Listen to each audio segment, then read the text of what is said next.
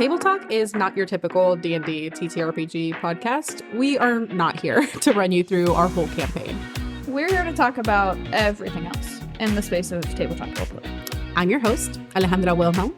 And I'm also your host, Mariah Gresham. And we're your tabletop roleplay girlies.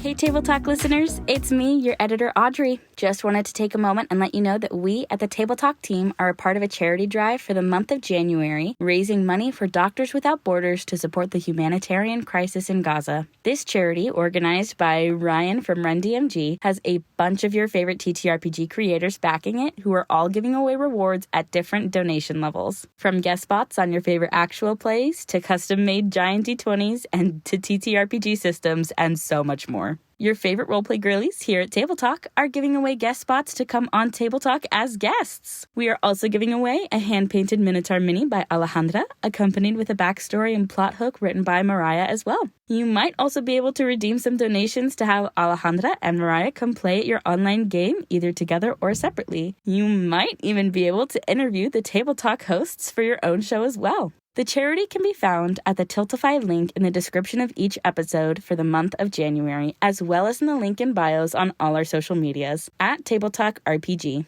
Any level of donation helps, and 100% of the proceeds go to Doctors Without Borders. Thank you so much, and now back to the show.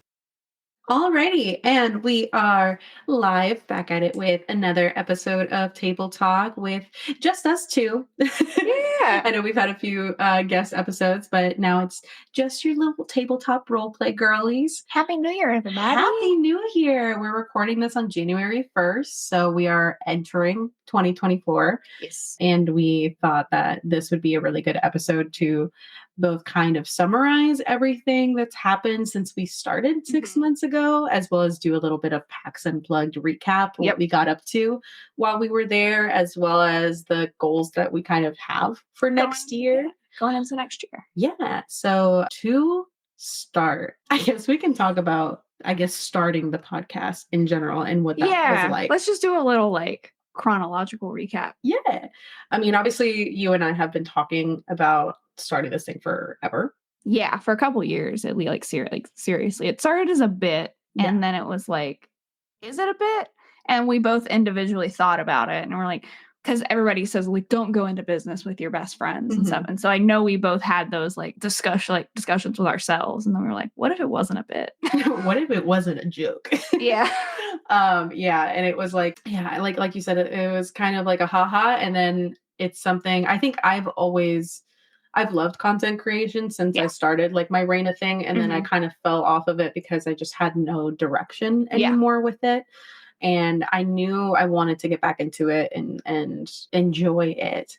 But it's also something that it's hard and it burns you out whenever you do start creating content. Absolutely. Yeah. It's very demanding. It's very demanding, but it's also really rewarding. And having those discussions with you, and then the more we talked about it, the more real it started becoming, the more I was like, yeah, this could be good. And having somebody to play off of is something I've always thought about. I've thought about starting gaming streams before and other stuff. Yeah, I've kicked around doing a podcast as well, but then I'm like, would that be too awkward to just sit in a room by myself and talk to myself in a microphone? Yeah, I know I can be entertaining, but I am most entertaining when I bounce off of people. For sure. I can't just be put in a room and set in the to void. Yeah. Just a smart ass in the void. Yeah. Yeah, there definitely was. I remember there was one weekend where you came out, and it was one of those moment, because we fully just did all the things of got the domain and figured out. I think also having everything running under Mythos Media and having that bigger goal is really helpful with being motivated and having a direction and knowing where we're going with it. And so we don't just feel like we're throwing stuff into the void. Not that there's anything wrong with that, but it's hard to stay motivated to do it consistently and seriously when you don't know what you're working toward. Yeah. I do think it genuinely was a weekend that I came over and we were kicking around the idea, and we were like, what if we just started doing research about it? And by the end of the night, we owned a domain. We owned a domain. Yeah. And we were like, well, this is it now. Yeah, which is on brand for us. Yeah. Of doing nothing halfway. Yeah. And then having that moment of like, okay, if we start a podcast, what the fuck do we talk about? And it's like, okay, well, our hyperfixation of the thing that takes Mhm. up like 99% of our joy free Yes. time is like TTRPGs. TTRPGs in general. And we were like very passionate about it. And still are. And coming off of like all of our experiences in the last few years with it and Yeah. like the depth and breadth of that, of like, we felt like there was a lot that we could say and that we could speak to and that we were in a position to advise people. And like, we even had those moments at PAX where we talked to like one of our friends from like Ocean's Pride days. Yeah. That like left a toxic campaign. Zach Savage. Yeah. Love him. Precious bean. Precious bean. And like, that was a really cool moment. And I was like speaking to that, but then also just talking about like how we make characters and like how we do this thing that we've done for a while. Yeah. That so many more people are now getting into because of Stranger Things and Baldur's Gate and things like Dimension 20 and the, Vox Machina series and like everything where it's becoming so much more acceptable, like not acceptable, but accessible. There we go. Words. Words. I think accessible is the key of it all. Cause like I just had an interview with Sounds Like Podcast where they're interviewing like a bunch of like TTRPG creators and stuff. And he asked me a very good question where he was like, when you were starting this, why didn't you do an actual play? Because obviously from the sounds of like our personal home game, it's like it would, and we know it would be a good be good. My dream for that is still for it to be an animated series. Yeah. Or at least an audio podcast, if nothing else. We'll do something with the story afterwards because it's so good. But and I remember telling him, I was like, well, when I looked at everybody else in the space, there's so many awesome like actual plays that are out there, but I didn't see a whole lot of people. I mean, there's like lots of people in TikTok, for example, that will talk about like tips and tricks and like experiences and that's talking about the like kind of behind the screen, like the off table stuff but that as far as, like, goes into it. Yeah, but as far as podcasting goes, there wasn't anything that I could find that was doing what we're doing in the sense of like sitting down, talking about our experiences, talking about like tabletop, literally from the top down view and what it takes to get into the hobby. What are things that you should look out for or adapt or like cool things that you can do to help you get the most out of those games. Yeah. As well as addressing like all the interpersonal dynamic stuff that happens. And so I knew that was like, again, we're business-minded people. Yeah, so a little bit of a niche that we could there was a hole into. in the market for that. And I was like, we're going to fill it. And like one thing I've noticed that's really cool is that like since we started, I've seen other creators also starting to do a similar format of that's cool. Like a talking about like tabletop stuff with each other and other like creators and stuff. So I'm like, it gives me a little happiness to see people be like, "Ooh, I want to do this too." And I'm like, yeah, because it's fun. Also, like doing actual plays well is very intensive on the back end. Oh my God. And it's one of those things where it's like, yeah, obviously you can watch something like Dimension 20 or Critical Role and be like, oh man, they have a whole production team. But even if you try, like even when you start doing it and it's just like you and your friends and you're like, let's record our games or whatever, it immediately gets complicated because like we record our Strixhaven sessions, but like I've gone back and listened to them and like I've talked with like our other players there about doing stuff with that audio. And I'm like, we can't use that audio for anything because we have one mic that's recording things. So like some people sound further away or whatever. And it's like, oh, well, how do we make everyone sound balanced? How do we make everyone sound clear? And you need a mic per person. Like, yeah. And then like, that's a big investment up front. And they're like our setup. And like, if we, most of us like we play at your mom's house. So like your mom will be doing dishes in the middle, like while we're playing. In and out. Yeah, and that's fine. But if you're gonna do something with the audio of you need a dedicated space for that is not gonna be, for the most part, like interrupted. And yeah, like I wouldn't want to impose that on my mom. No, you want to be like, hey, we're gonna shut your house down for 18 hours. You cannot watch TV. You can't do anything. You can't come in if your dad can't come in and get a coat randomly in the middle of ours. Be like, I'm cold, and go and get a coat and walk the fuck out of the house without saying anything to anyone.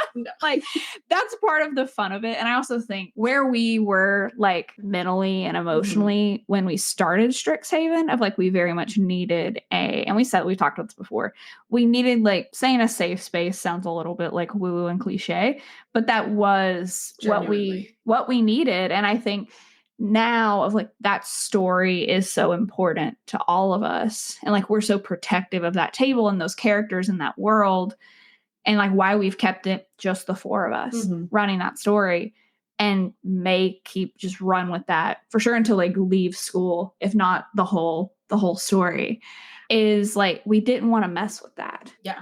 And we like wanted to keep that for us. And then it's like, okay, I do love this story and there are things we want to do with it, but I want to do that after the fact. I want the table experience to still be what we've created. Yeah, because like what we have, especially in the tabletop space, is something very unique in the sense of like unique or slash like what a lot of people desire out of their tabletop experiences. Yeah. And I've gotten that perspective once we started the podcast and meeting other people and realizing like this is not common. No, it is not common to sit for like anywhere between 6 to 18 hours. 6 hours is a short session. We were like, I thought we were going to go a little longer. Yeah. And like normal people are like a 3, maybe 4-hour session, even in their home games. And it's just the dynamic that we have with each other and how you run the games, everything. Because even like when we play in other games, so it's like we don't play for that long. No, yeah. And that's fine. And it's also like we play on the weekends and we set aside a weekend, a month for D&D. And there's just like, there's a lot that goes into that little microcosm that makes that campaign as special as it is. And I think we've talked about, and we'll talk about this more when we get into like our goals for the new year. But like, as of right now, like Bex and I both live in Austin and you and Alyssa live here in Houston. I'm moving to Houston this year, ideally to like buy a house and move. Bex is moving back to Houston. So like I'll be like in the area. Like I'll probably be within 15 minutes away from you once I move. And so that'll open up a lot more opportunities for us to do things and to like play Strixhaven more and think about taking on other things. Like I thought about like some of the VTM streams and stuff as we like do one shots and stuff for that. Streaming that or running some of those for public once I'm more like we're more comfortable in that world and with that system and all that. And I think it's the fact of like, and that may just be the perfectionist in the both of us of like, if I do an actual play, I want it to be what I want it to be, or I don't want to do it. Exactly. It's not even like, and it's not a comment on like I'll watch anyone else's stuff and I'm like, this is awesome and I love it. And I'm super understanding of like when they have audio issues and it genuinely doesn't bother me at all. Yeah. But for me to do it, I don't have the same standard for myself. No. I hold myself to a stupid standard that I don't hold other people to.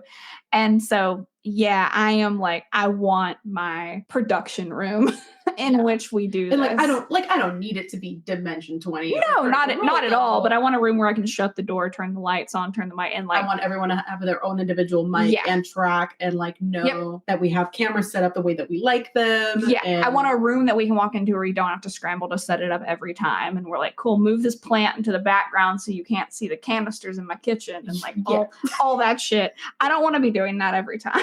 It's too much. Yeah. But like, don't have that dog in me. No, I do not, in fact, have that dog in me. Because at least like if it's an online game, it's a lot. Not that there isn't as much. There's still a shit ton of work you do on the back end. But I think we're agreed in that like we want an actual play at the table because of the people that we have. Yeah, and we all play better in person at a table, and like the best stories in an actual play format are gonna come from us all being at a table where there are also cameras in the room and not because like it is odd because some of like even when we've been on streams and stuff, because I thought a lot about this of like how I can keep my focus for 4 hours on a stream, but sometimes I can't in like online home games. And it's because it's a performance. Yeah. Right? Like I'm aware that there's a camera there and I am doing a lot to keep my energy up and to be more dynamic and to like do all that. And so I think it'll be interesting to see that blend of like how we play games and then how the performance aspect of like knowing we're on a stage a bit affects it, but just from like a theater nerd psychiatric perspective. Yeah. But like it does make a difference. Yeah. And I think that's another element of like we've all, like you mentioned before, we have a very specific dynamic at the table, and I don't want the comfort of my players to change in how much they lean into those characters. Exactly. Because of the fact that they know it's being publicly consumed. Exactly. Like that story is going to play out the way that it's going to play out in private for us. But then everybody at the table is agree that like if we start a campaign with the purpose of being for public That's consumption, that's different. But these characters we've created have very specific energies that we've done because of the fact that we know it's for us. Yes. You know? And it's amongst people that we feel safe with and that we're comfortable with, and we're okay to lean into all like the nitty gritty parts of that characterization. And that's what makes the story so good. Yeah. And it's just, we can do something with it on the back end. Like once the story is like concluded and all that good stuff. Yeah. And then I want to talk about, okay, so we started the podcast, we got into it, and it kind of lined up with like when Threads was popping off. Yeah. And Gen Con had just happened. Yep. So that, to be honest, I owe a lot of our growth to Threads because it's such a cool community. Honestly. Because we were never Twitter people. No, I just couldn't swing it. I tried a couple times. But getting into Threads and like finding the TTRPG community on there was so helpful and so supportive. And so like we got kind of shunted into a spotlight pretty quickly. And we're still like babies, but it, like we grew faster than I thought we were going to. Yeah. And then we started making connections very quickly with other creators. Like Johnny and like the people. Yeah. And like coming like right off Gen Con as well. Like we started the podcast around like it might have been the weekend that Gen Con was happening, which was wild. But there was so much like hubbub about that it helped us get in of like, oh, what was that like? And seeing what it could be from the jump. Yeah. It also helped us find Johnny, who was like one of our first guests, and learning about the experience he had at Gen Con was awesome because I was like, I want to pick your brain, and you got to do all these cool things and meet Brennan and meet Matt Mercer. And like, what was that like? And now Johnny's like a really dear friend of ours. And thusly, like he's helped introduce us to other creators we met on from Roll D5 and like got featured on Roll D5 a couple times with both like Perils and Princesses and Overgrown.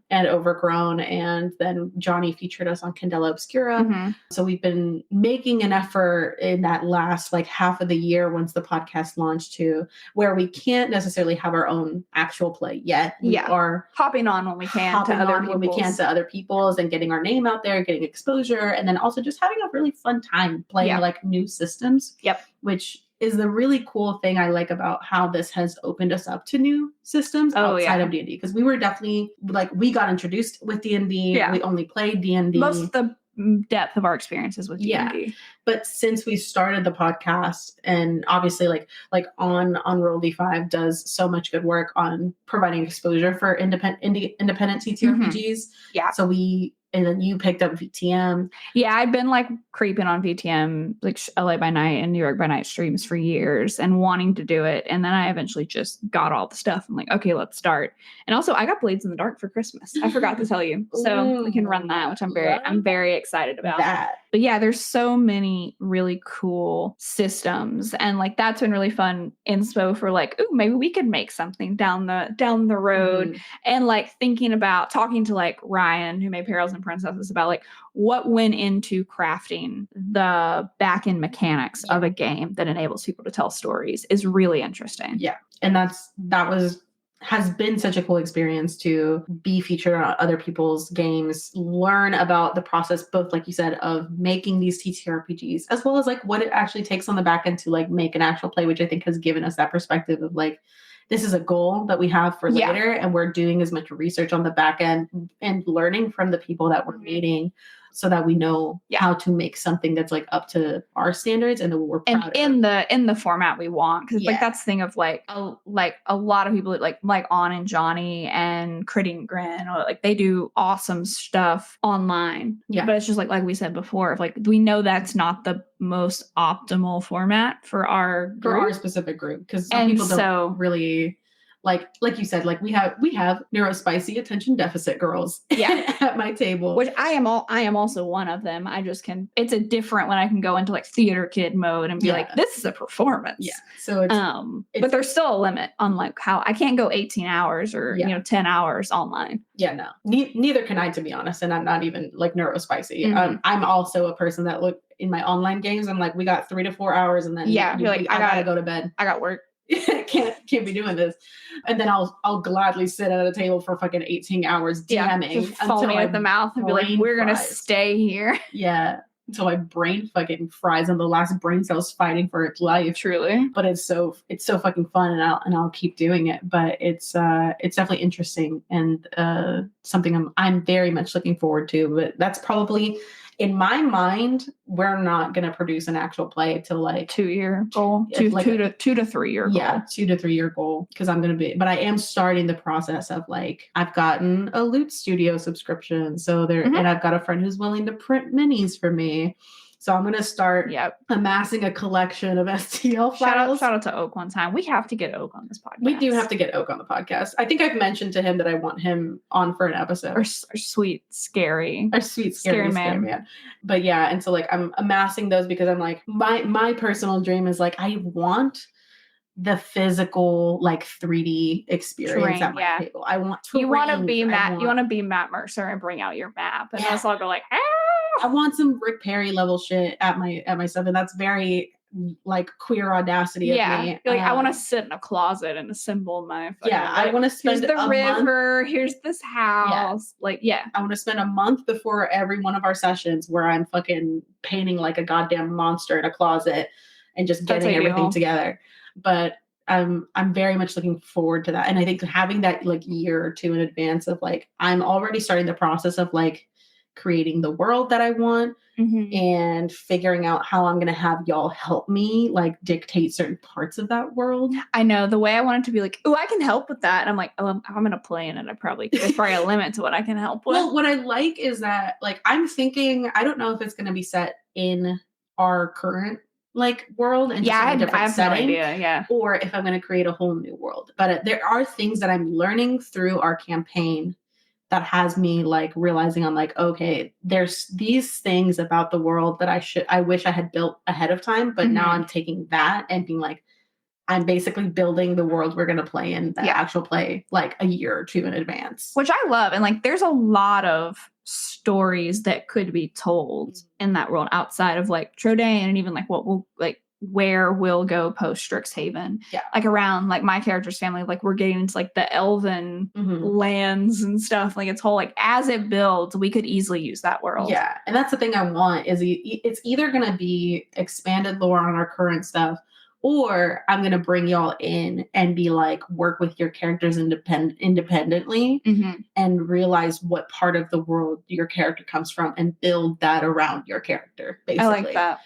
So it's not like spoilers or anything, but it's like we're co-creating, which I love. That's my favorite thing about the Strixhaven campaign is how much we've co-created with you. Yeah, and I enjoy it because I think it lifts some of the weight off of me. Yeah, but then also like the random things that y'all throw at me, I'm like, this is such good shit. And like, I love that element of creation with other people. It's why like my favorite way to ideate about stuff I'm doing in y'all's plot is to go to my fucking private DM council and just throw an idea into the void and have all these people reply back to me about all of their ideas, because I'm like, there's things and ways that other people think that maybe my mind doesn't go to immediately, or like I can build off of somebody else. They can give you a jumping off point. Yeah, to like and it helps train my brain and like get on a track, and then I find the thing that like works.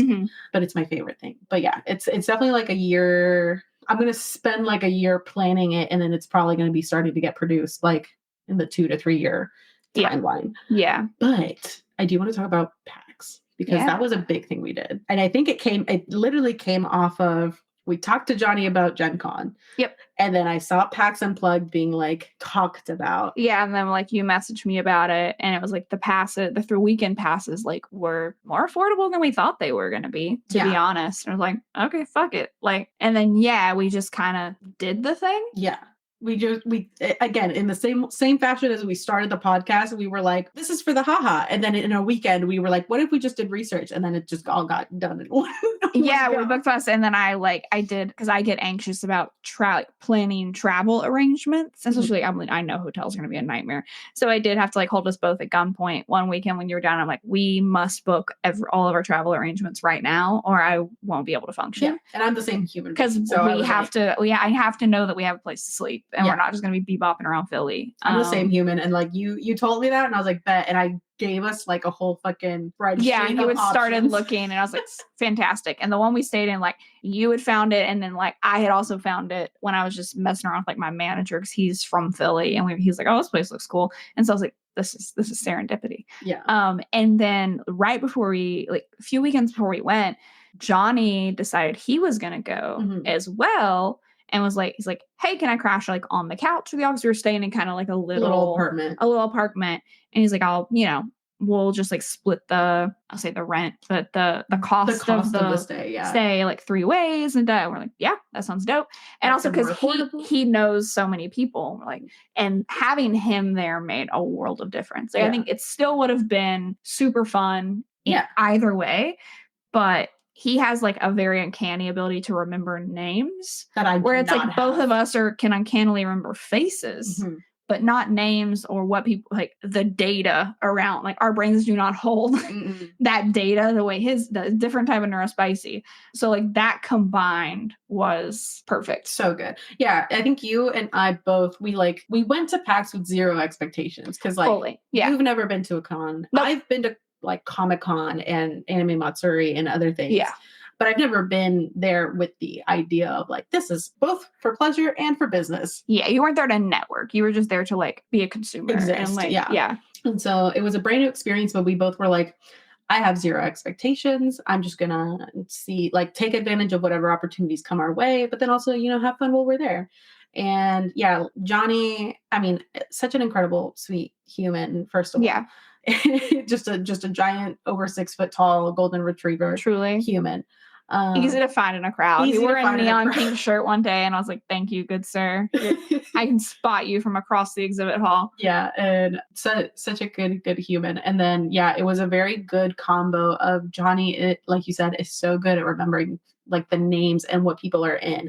Because I'd be like, I know I recognize this. Yeah, person. I was like, I've seen their face before. I just gun to my head, couldn't tell you what their name was. And or like, I was a TikTok creator for like a good couple years, and so I have like somewhat of a following and had mutuals and other people that I had like maybe not like interacted with in a while, but I like saw them from across the room, and I was like, I know this person. I know I've had conversations with this person like in DMs. We were, and then Johnny's like, they're this person, and I'm like, oh, exactly, perfect. And then I would go and like introduce myself and like flawlessly like introduce Johnny as well. And it was a good symbiosis of like, he's helping us out and we're helping him out. And we also had the same mentality. Like I'm coming here for the purpose of both to check out all this cool like TTRPG stuff and all that. Spend too much money in the exhibit hall. Spend way too much money. Which actually we did. We were pretty good, I will say. I behaved very well. But it's also the aspect of like, this is a great joint event of all of these creators that you normally only get to interact with online. Yep. And so taking advantage of the situation as much as possible to be like, I want to meet people that I've been interacting with online. I can meet new people that I know of. And that way, like, you have a name to a face and it's more memorable. And everybody wants to do that and is doing that, from like the smallest creators to like Luis Carrazzo level people. Yeah.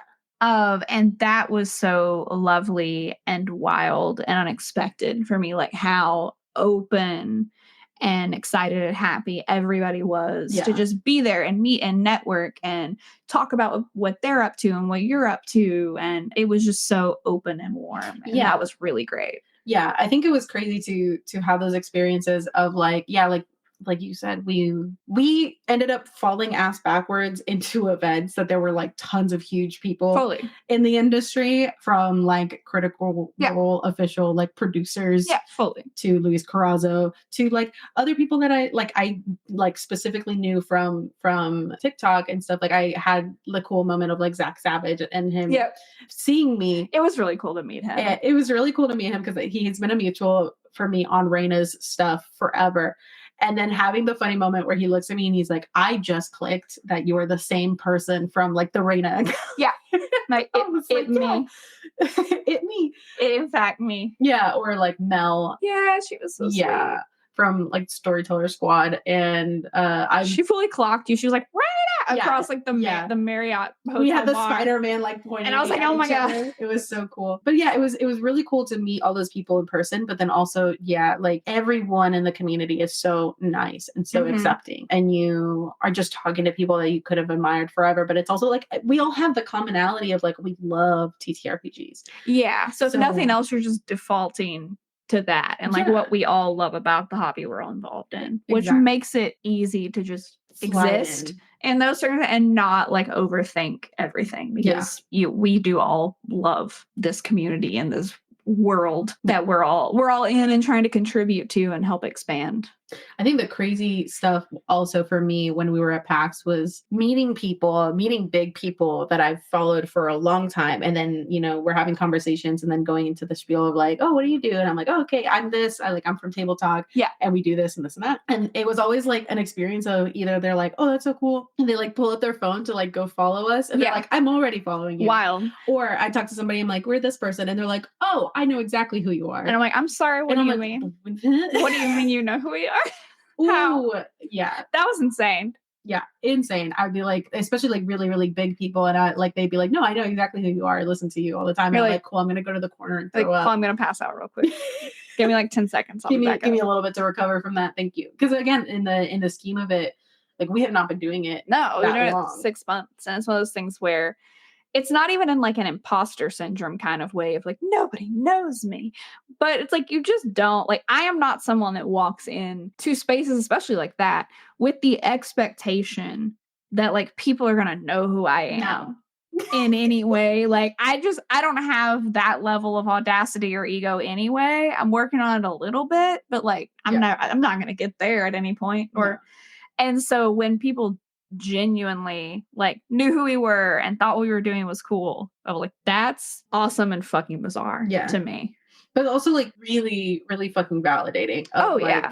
Okay, like we're doing the right thing. I mean, we know that you and I like love this so much. Yes. And it's one thing for us to love it, but then other people love it too. Yeah, because that's the ideal that you like create. And we talked about this like Johnny and a few other people of like how you keep content creation sustainable and how you kind of like don't get discouraged or like burn out or whatever in this. I think in some level you always have to take breaks. Like burnout is kind of inevitable, especially like this is not, we have day jobs, we have families, we have lives, but cool. My brain just emptied of all coherent thought.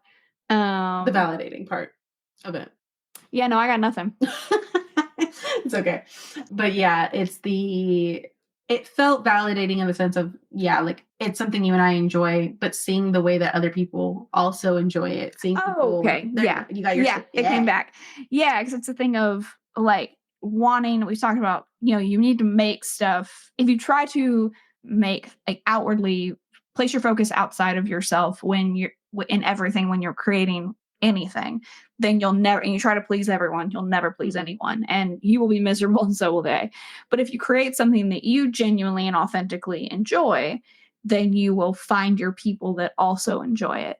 And it's like, that's very true. But it's also like when you're first starting and it's overwhelming, it's like that can feel a little bit like a cold comfort where it's like, oh, people are just gonna find my thing and enjoy it. But it's like, no, they will. And but like when they do, it's still like, oh shit, okay, that did work. That soapbox I be on like is in fact correct. Is in fact that's proper cool. Soapbox. That's cool, I guess. I haven't been advising people wrong.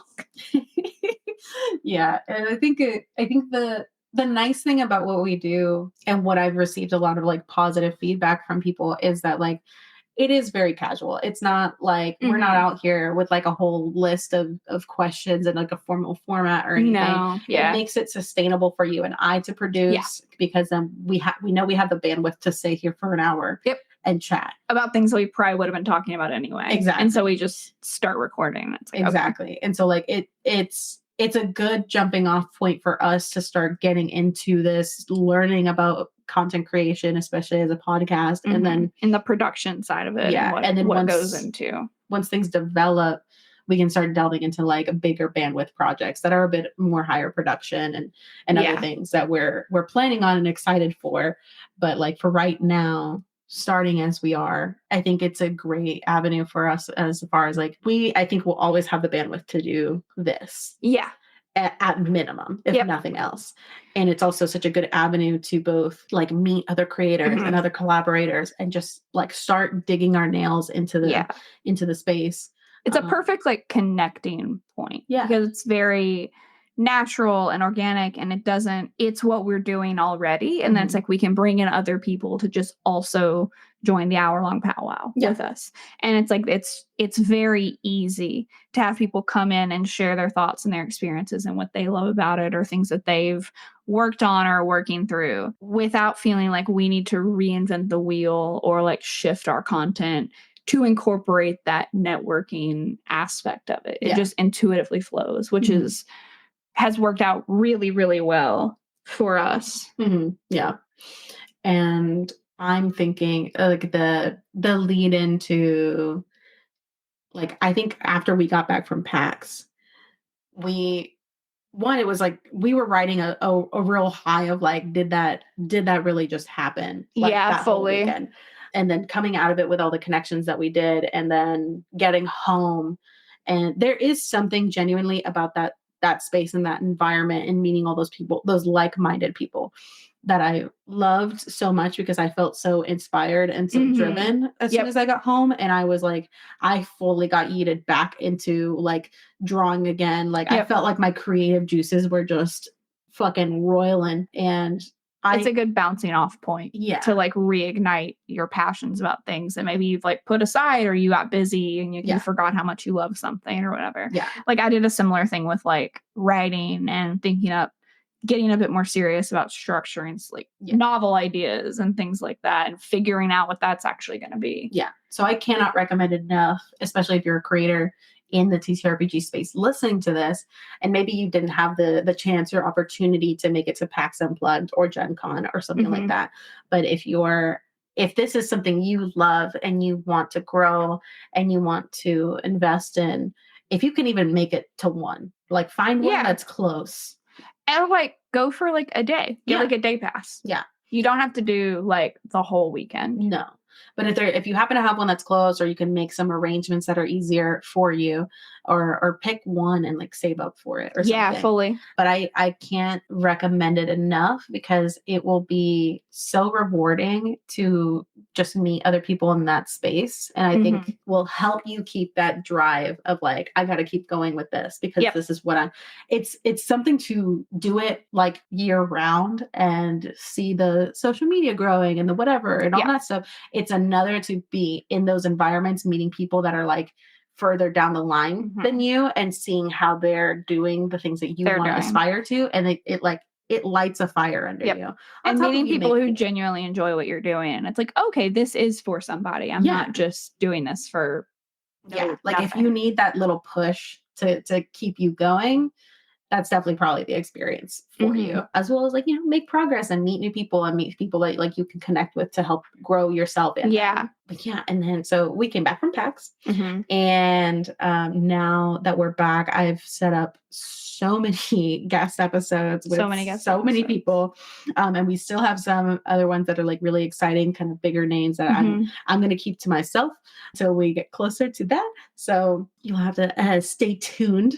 But we have some really good plans We for going do. into 2024. Where do you want to start talking about this? Let's start with narrative podcast things because you and I, like, we've both been kicking the idea around and we had similar ideas floating through our head. And like last night we were outside, like on your porch, and I was like, oh, I need to talk through this to figure out to like piece everything together. And like, cause I need the overarching plot so I can drop little clues and red herrings when I don't know what that is. And I'm like, I just need all the puzzle pieces to go in their spot. And we pretty much have an idea for an actual narrative, like kind of horror anthology mystery podcast vibe, which I'm super fucking excited about because I've been on a tear with horror podcasts. Same. Just nomming my way through them. I'm nearly through like foaming at the mouth. Archives. I've been through them and I'm just both Oak and I are just foaming at the mouth for the new one to come out. Yeah. Very excited for that. And like Aaron told us to listen to the Black Tapes. And I've been listening to the Black Tapes and I'm like, cool, that sent me on a different brain spiral. I'm like, it's good.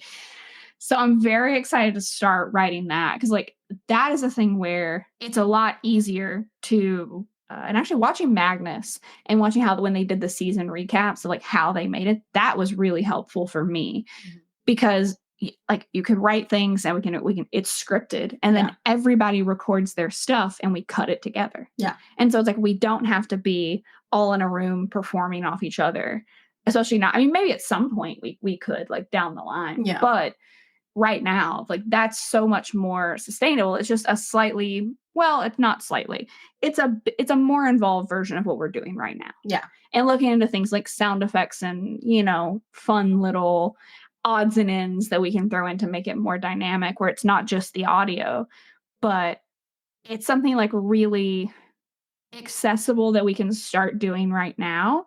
And I'm very excited to kick that off and to like make that my baby and to like start the social media for it and all the stuff. For sure. And I think also on top of that, like with to tease the little bits of it like it's a narrative back and forth like voice memo thing. And so we like do be sending voice. we do be conversing via voice memos. like a private personal podcast. Yeah. But I love that dynamic. And also, yeah, like you said, like we're always keeping in mind the sustainability aspect of like, because we want to make sure that we're producing things that we can feasibly do and be consistent with. Yep. Because at the same time, we are still working day jobs. Totally. And like, you know, until this starts becoming something that we can do full time. To. That's why like things like the actual play are being pushed out a bit further down. Because hopefully by that time we are able to invest a little bit more time into it. But that narrative podcast is something that like I'm very hyped to do because I love a horror mystery podcast. And there's been so many times where like you've sent me like genuinely voice notes of like when y'all are driving up to Austin and you drive that weird way through College Station where you're just on the 2-lane back roads and it's like that deer's not on 4 legs. He's too tall. And so things like that of like when you're driving random places. Yeah. What the fuck do you see? Yeah. And what's going on with that? Because I do, especially with Alyssa, my GPS do be sending me. Y'all always go the most ass backwards ways. It's only when I go pick her up though. I don't know why. There's like 3 ways to get from the Woodlands to Austin, and I don't know how you always end up on the most horrific one. Well, I think it's because we leave from Cypress or Sugarland. It still shouldn't matter. You should still just be able to get to God's 290 and drive in the light out to Austin. But no, y'all take the dirt road fucking backcountry way at 8 p.m. when all the cryptids are out and about. Yeah. I don't know what to tell you. My GPS hates me. But yeah, I'm very excited to like cut together little trailers and stuff like we did for the Balthazar trailer like we did for Table Talk initially. I'm super excited to start doing that and give everybody a better idea of like what we're looking at. A sneaky peeky. And I think on top of that, like we have so many people that we know that are so like again in that tabletop space and they're very good at doing voices and I have a cadre of like people that I know immediately that we're just ringers we're bringing in. Yeah, we're just gonna bring in those people to voice different characters and that'll be pretty sick. But yeah, and then piggybacking off of that, where you know our own personal actual play may not be coming out for another couple years, but we are involved in an actual play that is going to be a year-long campaign. Boss Jellybean on Instagram and Threads invited us for a really, really cool campaign where it's called the Feydark Eclipse. And basically it is 2 teams, 2 parties starting in 2 different settings. So one team will be starting in the Feywilds. I believe it's made up of mostly like streamers that got into D&D via Baldur's Gate, but they haven't actually played like D&D yet. The Feywild campaign is? Oh, the Feywild campaign is like all like Baldur's Gate streamers. So like new babies. But they want to play D&D. Yeah. So like go dance among the mushrooms. Yeah, go dance amongst the mushrooms. And then our campaign. And then our campaign are like experienced TTRPG players, Yeah. and we will be starting in the Shadowfell. I'm so excited. And from what I know, both teams are going to be working against the same BBG, but from different settings, and there will be like things that are affecting each campaign and overlaps and really crossover initially, and it is kind of like those two parties eventually potentially meeting at some point. Maybe, and who it's like knows? that. It's so cool to be there's like two campaigns actively contributing to this world and like the setup that's going in, which is really, really cool. I think it's also an all-female and non-binary cast. Oh, I love that. Because Boss Jelly Bean wanted it to be a like women and queers of like threads situation. Yeah. Oh yeah. And so I'm fucking hyped because I love playing in all-female games. Same. Yeah, I knew ours was, but I didn't know that the Feywild one was as well. But that's cool. Yes. So I'm very fucking hyped about that. And like my character her name is Nefera, and she is a Hexblood Circle of Spores druid. Very creepy. I love her. We've played. She's great. You've had Nefera for like a minute. She needs some time in the light. She needs time in the sun because I made her. I originally. She's one of those characters that has like beep bopped around across different things, and like I've kind of adapted her a little bit because I think originally I started her in that first Citadel, first Eberron campaign actually. Oh, really? That was her. You're right. Yeah. And then you tried to bring her back for Citadel, and then we didn't really end up playing. And then we didn't really end up playing. We had like 1 or 2 sessions of that. So I was like, I need her to see the light of day because I love her character, especially like the changes I've done for her. But yeah, she's a character that I deeply love, and I have wanted her to see the light of day for so long. Do you know what your character is yet? So yes, once I get it all finalized, I'll like post about it on our socials. I want to do because we're in the Shadowfell, I want to do a Shatterkai because like I love Shatterkai. They get free teleport.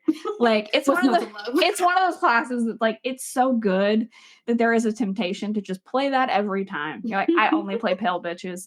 But so I'm gonna do a Shatterkai, and I believe some multi-class of fighter and warlock. Maybe like Hexblade Warlock. Oh, yeah, because like it's really cool like how Boss Jelly Bean is gonna do it, because I believe in our session 0, we're starting as level 1. Because I immediately asked, like, what are we starting at? It's like, if you're going to send me the Shadowfell with like 8 HP, I need to start preparing myself now. Because level 1 is just brutal. But so the session 0 will start at like level 1. And then by the end of the session 0, we will be level 3. Yes. I believe. It's like going into the actual campaign, which is super cool. I love that. So I think she'll have like a level of fighter as to start with. And then maybe like over the course of the session 0, she'll get her level of warlock and take that pact with whoever, which I need to talk to Boss Jelly Bean about that. And then get another level of fighter. So she'll probably be level 2 fighter, level 1 warlock. Oh, she's going to start multi-class. That's dope. Yes. I like that. Because at least warlock, taking a dip of like a level in warlock is super popular anyway. And so I need to figure out what I want her structurally. Like whether I want to emphasize warlock more or fighter more or whatever. But to start just a little beefier with some weapon proficient and armor proficiency. Yeah, because warlocks would be like, I cast 2 spells, I need a nap. Yeah, she's going to start as a fighter that then, for some reason, takes a warlock pack. Sick. And we'll see how that goes. Sick. I love it. I feel like our girls are going to be creepy together. Yes. I'm excited to I need to like make a little inspo Pinterest board for her and send it to you, because you're doing artist sketches for us. Yeah. I'll be doing all of the character art for that campaign. So I'm very excited because I've gotten in a lot of people's like character concepts so far. I've done mine. I'm working on one more. I think H's character is the one I'm currently working on.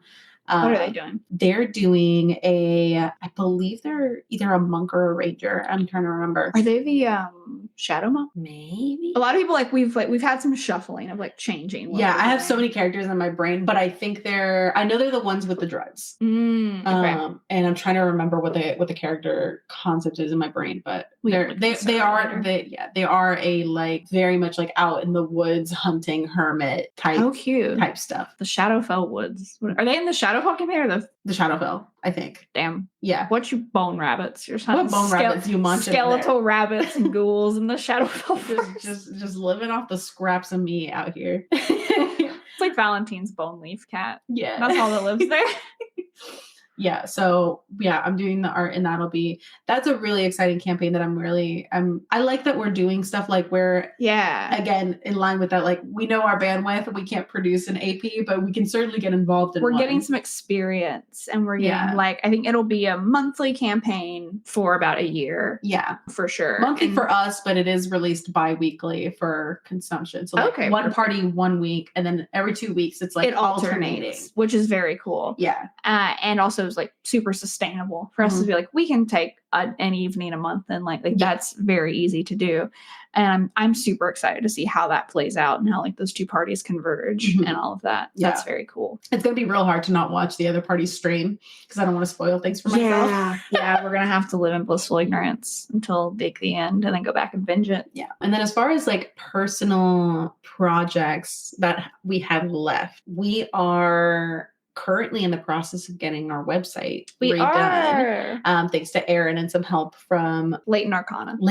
Thank you, sir. They're so cool. Leighton Arcana, they're a really cool resource for especially like people in the space, but they do custom web design, and they'll work with you and do a whole consultation. And we had ours with them, and they help talk through like our idea for the website, how we're explaining Mythos Media, explaining the fact that it's like the umbrella on which other podcasts will eventually be under. And like Table Talk is just the first of many babies that we hope to have the flagstone under it, our little pilot baby. And they were so amazing to help work with us on like what we're envisioning for it. And I'm so excited for them to give us some sneaky peeks soon. But our website is going to get like a cool little new year redone. New year, new look. New year, new look. And hopefully we'll actually be able to use our domain, because right now we're not doing that because costs when you start doing stuff like this is wild. There's a lot of it. And so especially like until we start making some money and are getting closer to being in the black,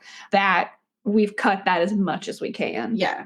On the bare minimum. Truly. Yeah. And then, but on the subject of that financial thing, that feels like a weird transition, but we are also going to start doing like a Patreon and some merch and stuff. And I am currently working on, for the part of Patreon, coming up with like, for sure, adventure hooks and potentially like hooks for a campaign or hooks for a one shot. Yeah. So I'm working on a lot of hooks for adventures and like cool ideas that I've had floating around my brain that like I do not have time to run. So I put them out for other people to grab and run and make cool stories.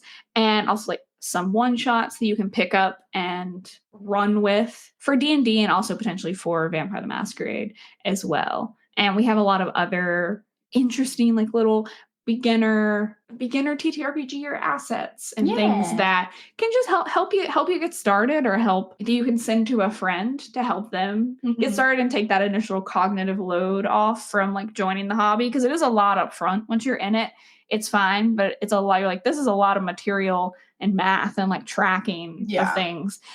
And so we're very excited to get all of that live on the Patreon. And you've been sketching some merch, like I've ideas. been sketching some merch ideas from random little things that we've said on air. Dumb shit we've said on air.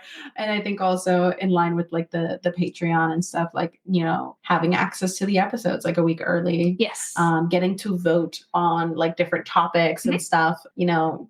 Maybe like once a month we can have a Patreon guest or something like that. That would be super cool. And so there's lots of ideas. And also, taking that Patreon, and in the same way that we have our little private server of like our friends in the gaming, like creating a smaller, little more close-knit community of our community and people who found us and like what we're doing and support us and like want, and that being that co-collaborating space of you can bounce things off each other and a little friend compound. I've already got like the bones of that Discord server made. I've just like, I need to figure out what the fuck bots do.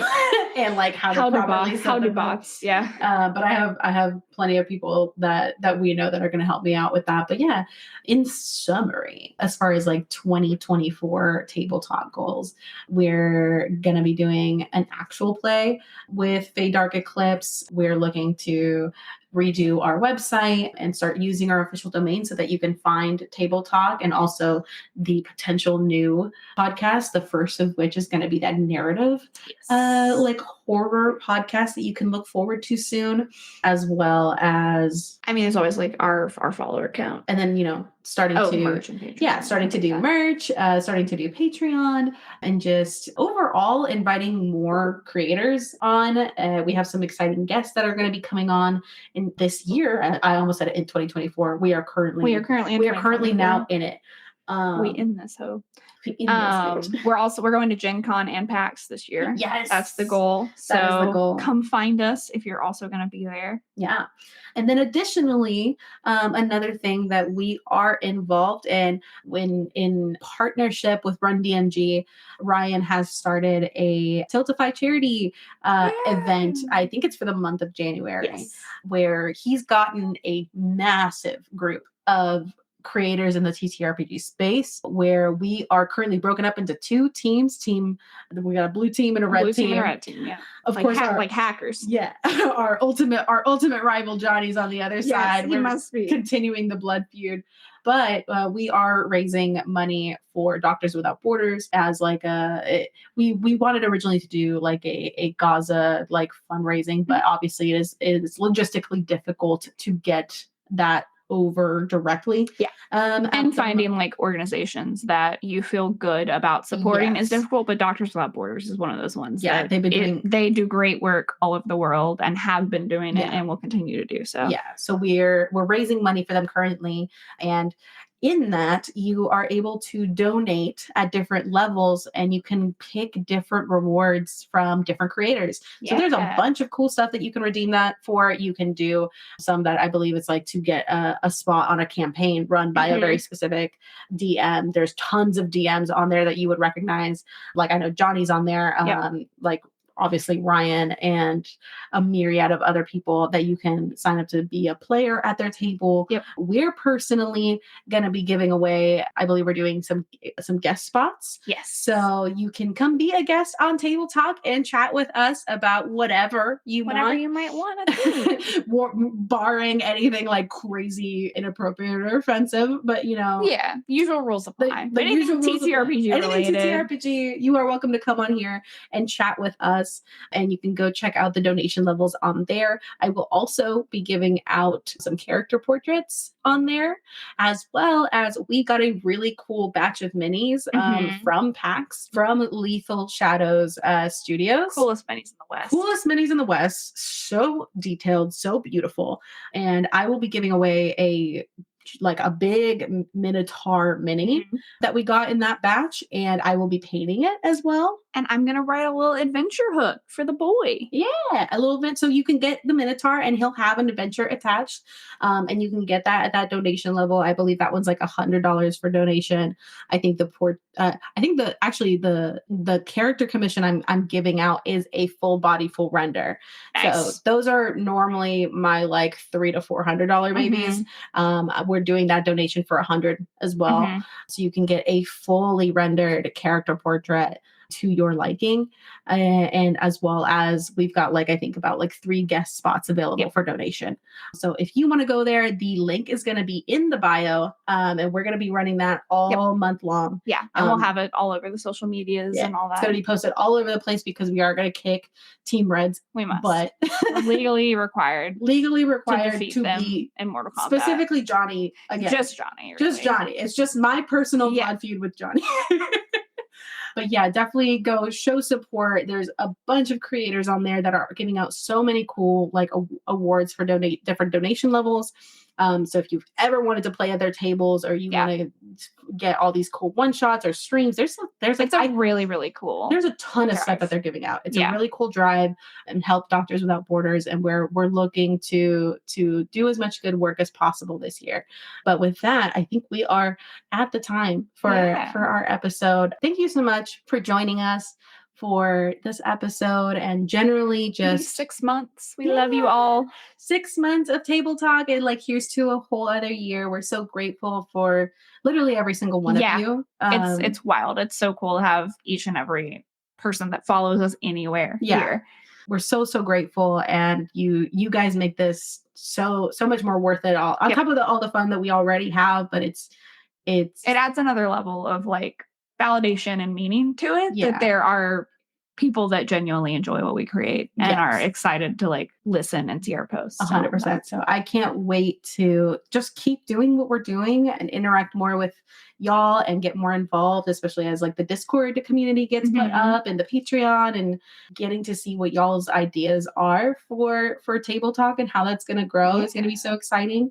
But thank you so much for joining us, and we will see you next time. Bye. Table Talk is a podcast brought to you by Mythos Media Productions, bringing you a new episode every Wednesday, wherever you get your podcasts. Find us on Instagram and TikTok at Table Talk RPG, or check us out at our website, mythosmediaproductions.godaddyscites.com. All business inquiries can reach out to us via email at info@mythosmediaproductions.com.